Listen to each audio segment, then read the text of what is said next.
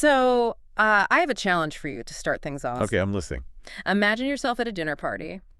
You walk in, you don't know anyone there. Someone comes up, hands you a drink, and asks, so what's your story? Oh, that's easy for me. Yeah. I just go with my job. I'm a researcher. Right. Yeah, I work in this field. Yeah. It's the path of least resistance. We all do it. I say Yeah. my job title. Maybe I'll throw in a hobby if I'm feeling, a little adventurous. It's just efficient. It puts us in a box. It's the label society wants, I think. But why are you asking? Are we about to have an existential crisis, like 10 seconds into the deep live? Maybe a small one. But mostly it's because today we're talking about someone who just completely rejects that whole idea. Okay. We're doing a deep dive on Yu-Hsuan. She's a creator, a researcher, and a poet. And the way she introduces herself, it just completely stopped me in my tracks. It's a really striking way to frame herself. I mean, Yu-Hsuan lives with SMA, that's spinal muscular atrophy. For those who don't know, it's a rare congenital disease. It causes progressive muscle weakness. So she uses an electric wheelchair. She needs help from her family with a lot of daily tasks, brushing teeth, getting dressed. And let's be real for a second. In our visual culture, if you roll into a room in an electric wheelchair, that's the first thing people clock. Oh, absolutely. It's the label they assign you before you even open your mouth.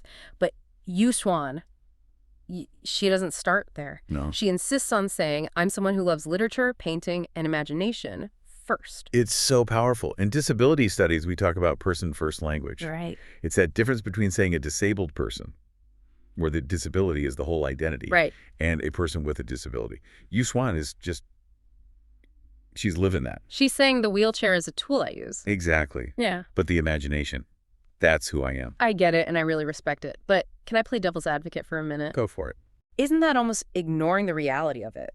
If your life involves that much care, that much equipment, isn't that a huge part of your identity? Is she trying to erase it?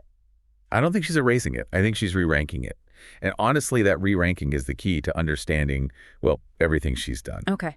Today's deep dive isn't just a biography. It's about how she pivoted from a so-called safe life that fit her body to a risky one that fit her mind. We're going to get into quitting jobs, the creative process, and a really radical way of looking at depression. You mentioned safe jobs. Let's start there, because looking at her background, she did everything right at first. Graduated from NTNU, that's National Taiwan Normal University, in 2020. Majored in special education. Which on paper makes perfect sense. Totally. If you've navigated the world with a disability, you have this unique kind of empathy, this unique skill set. Special ed seems like the logical, stable career path. She understood the theory, she loved designing the curriculum, but then came the internship. And this is where the story just is serious now. It takes a turn that I found really surprising. She quit. She quit. But it's why she quit that's so interesting. Yeah. It wasn't about the paperwork or, the kids being too loud. No. She tells this one story about a specific student. He was described as lively, but also naughty. He had really complex behavioral issues, a messy home life, Yeah. just a lot of emotional chaos. And she hit a wall with him. She did. She realized that with all her training, she couldn't really connect with him on that level.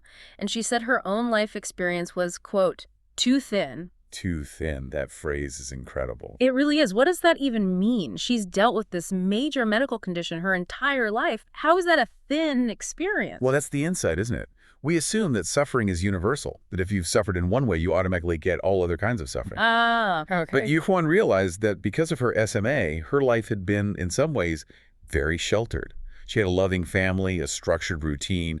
Her physical limits meant she wasn't out, getting into trouble in the same way this kid was. So she's looking at the student and thinking, I have empathy for you, but I don't have resonance. I don't truly get it. Exactly. And she realized she was better suited to observe and analyze human behavior than to sort of intervene in that specific hands-on way. Yeah. That takes a huge amount of self-awareness. It really does. But okay, let's talk about the practical side of this. She has SMA. She has high medical needs. Walking away from a special ed track, which is a ticket to a stable government job in Taiwan, that's financially terrifying. Oh, it's a massive risk. It's not just a career pivot, it's a survival pivot. Right. Which is why this isn't just a simple follow your passion story. It was a calculated risk. After that, she worked for a while in adaptive physical education. And the sources say she was hyper-disciplined there. Incredibly. Never late, barely took breaks. Why was that? Because she had to rely on the rehab bus schedule. Her time wasn't entirely her own, so she had to be ruthlessly efficient with the time she had. She proved she could do the work. But she still resigned. She did. To go to NTE, National Taipei University of Education, and get a master's in creative writing. This is the second pivot, and this is where we get into this whole artist versus researcher thing. Because what she did at NTU, I mean, if I were her friend, I would have shaken her and asked, what are you doing? You're talking about the 2 graduation paths. Yes. Okay, so at NTU, you can get your master's in 2 ways. There's the creative path, write a novel, a collection of poems, but to even qualify, you have to win literary prizes. A big national one or a couple of smaller ones? The high bar. It's the prove you're a real artist path. Then there's the academic path. Write a dense, dry, formal research thesis, footnotes, bibliographies, the whole thing. The fun path and the hard path. Exactly. And Yu-Hsuan went there to write. And she won the prizes. She cleared the bar. She had the golden ticket to graduate by doing the creative stuff. But she turned it down. She turned it down. Why? I mean, seriously, why? A thesis is miserable. If you have the talent to be a poet, why would you choose to bury yourself in academic theory? It all comes back to that thin life insight. She felt her writing technique wasn't, as she put it, shining enough yet. Okay. But more than that, she felt she didn't have the intellectual foundation to tackle the big topic she wanted to write about. Which was disability literature. Right. She didn't want to just write from her experience. She wanted to understand where that experience fit into literary history. She felt that without that rigorous, boring research, her creative work would just be ungrounded. That is an incredible amount of intellectual humility. And maybe a little masochistic. A little maybe. But it shows her integrity. She chose the harder path to build a system, not just a single piece of art. Her advisor even said she worked in a black box during this time. The black box? What does that mean? It means she wouldn't show anyone her work. She'd disappear for long periods, just refining and refining in total isolation. Oh, that's my nightmare. That is a recipe for going down a rabbit hole and never coming out. For most people, yeah. But for her, it was perfectionism. She didn't want to show a draft. She wanted to present a fully formed thought. And when she finally opened that box, what she found was pretty revolutionary. Okay, let's open the box. She starts researching disability literature, and she hits a snag right away. The snag is that she couldn't find the body. What do you mean, couldn't find the body? She looked at the canon of Taiwanese literature, and this is true pretty much globally, and she found that physical disability is almost never the subject of the work. It's a metaphor. It's almost always a metaphor. Sure. Or a prop. Right, like in the movies, the villain always has a scar. Or the wise old mentor is blind. Exactly. Or think about Shakespeare's Richard III. The physical difference is there to represent a twisted soul or a sick society. Then you have the prep tool. The prop tool. That's the disabled character who exists only to create conflict for the healthy main character. Oh, I can't marry my true love because I have to care for my frail sibling. And then as soon as the main couple works things out, the sibling conveniently dies or just sort of disappears from the plot. Wow. The disabled body is just a device. It's not a person. It's used for what people call inspiration porn or tragedy porn. Yes. It's dehumanizing. So Yu-Hsuan is digging through all this, looking for herself, and all she's finding are symbols and plot devices. That has to be so frustrating. It was. But then she pivoted again. She noticed that while physical disability was missing a real voice, there was another kind of writing emerging in modern poetry about the mind, specifically about pathological depression. So she shifted her whole thesis. She did, to depressive writing in Taiwan, modern poetry. But she wasn't just looking for, sad poems. She was looking for writing about illness. And this is where she developed her core theory, the thing she calls interness. Interness, or in Chinese, zijingxing. Right, in between this. You have to break this down for me. Because when I think about illness or depression, I think of it as a binary. Sure. I'm either healthy or I'm sick. I'm happy or I'm depressed. I'm alive or I'm dead. It's one or the other. That's the standard model. Society loves binaries. You get the flu, you're sick, you pause your life, you get better, you hit play again. Right. But for chronic illness, whether it's SMA or major depression, that binary just doesn't work. You don't get cured. So where are you? You're kind of stuck in the middle. Yu-Hsuan says you aren't stuck. You're in the interness. You're constantly oscillating, wandering between health and illness, between life and death. It's a permeable state, not a fixed one.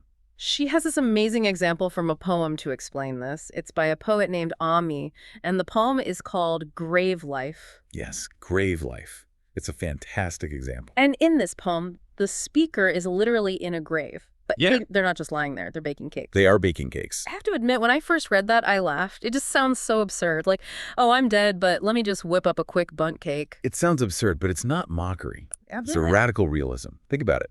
When someone is in the depths of a severe depression, what we might call the grave, life doesn't actually stop. You still get hungry. You still get hungry. You still need air. The poem talks about opening a window in the grave for ventilation. A window in a grave. That's a surreal image. It is, but it's the perfect description of living with a chronic condition. You feel dead. You feel buried. But you still have to do the mundane things. You bake the cake. You open the window. You're living a grave life, a life within death. So she's destroying this idea that if you're in the grave, you're gone. She's saying, no, I'm still here. I'm just operating under a different set of rules. Exactly. And she connects this to the idea of the writer as a kind of prophet. She suggests that writers with depression or disabilities often see the end point, the grave, before the rest of us. They live with it, so they learn how to normalize it, how to live inside it. That's somehow both terrifying and deeply comforting at the same time. It's incredibly comforting if you can let go of the fear of being sick. If you accept interness, you stop waiting to be fixed before you can start living again. You realize that baking the cake is the living, even if you're doing it in the dark. It makes me think of people dealing with things like long COVID or chronic pain. So much energy is spent trying to get back to normal, and they feel like failures when they can't. Precisely. Yu-Hsuan is saying, stop trying to get back. Build your house here, in the interness. Don't put your identity on pause. So she takes this incredible philosophical journey, writes the thesis, and she gets her master's in January 2026. She did it. She did. And she's not done. She's already planning to get her PhD. Her goal is to redeem the fragments, which sounds like a great movie title. It does. It's basically literary archaeology. She wants to go back through history and find all those disabled voices that were ignored or turned into metaphors or used as props. She wants to buy them back. That's the redemption. And build a history of disability literature that's actually about disabled people. It's that black box work ethic all over again. She's willing to do the hard, quiet work of digging through the archives. And this brings it all full circle, back to why she quit that special ed job. If she'd stayed, she would have been helping individuals, which is great. But she would have been working inside a system someone else built. By quitting, by going into that black box, by struggling through all that theory, she's now in a position to build a new system. She turned her supposed limitation, her thin life experience, into a superpower. It became a lens that let her see what everyone else was missing. That's the aha moment right there. Really? We see quitting as failure.